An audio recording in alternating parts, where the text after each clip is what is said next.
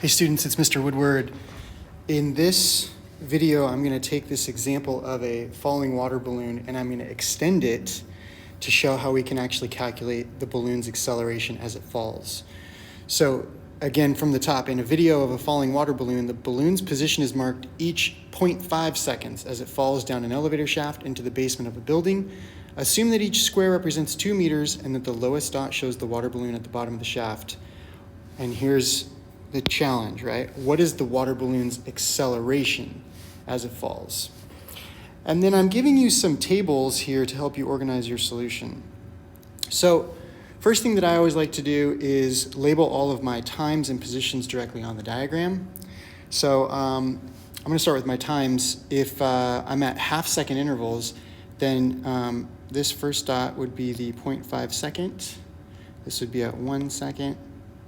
1.5 seconds later, 2 seconds, 2.5 seconds, and 3 seconds.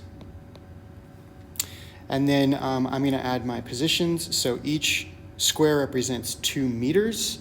So this would be 10 meters, 18 meters, 24 meters, 28 meters, and 30 meters.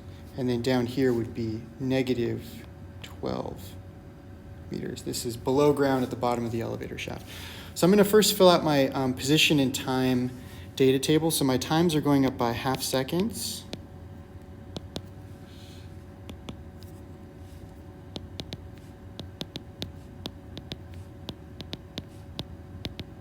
And then my positions I'm going to get right off of the table. So starting at 30 meters above ground, and moving down as the water balloon falls.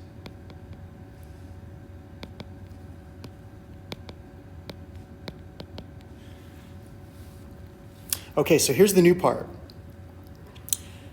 As we go from just looking at where the balloon is each moment in time to thinking about its acceleration, our medium step is going to be to actually figure out how fast this water balloon is going as it falls. And so we're going to break up the motion into time intervals, and we're going to calculate the water balloon's average velocity between each dot. What I mean by that is the first 2 dots are in the interval of 0 seconds to 0.5 seconds. And in that time interval, which is between the first 2 dots here, I can actually calculate the average velocity.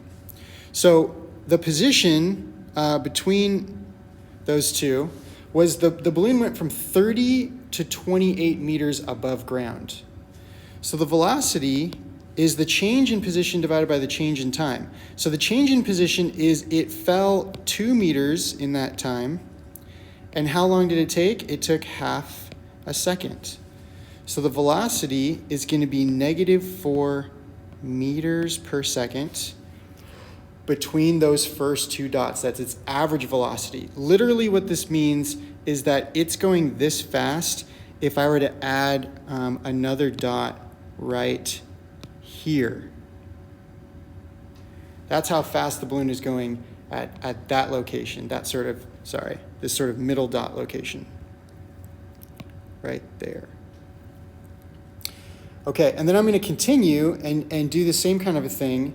And I'm going to imagine now, dots in the middle of all of them. So I'm going to add an imaginary middle dot, here and here and here, all the way down, right? The average velocity between the 2 time intervals is basically how fast it's going in between the 2 dots.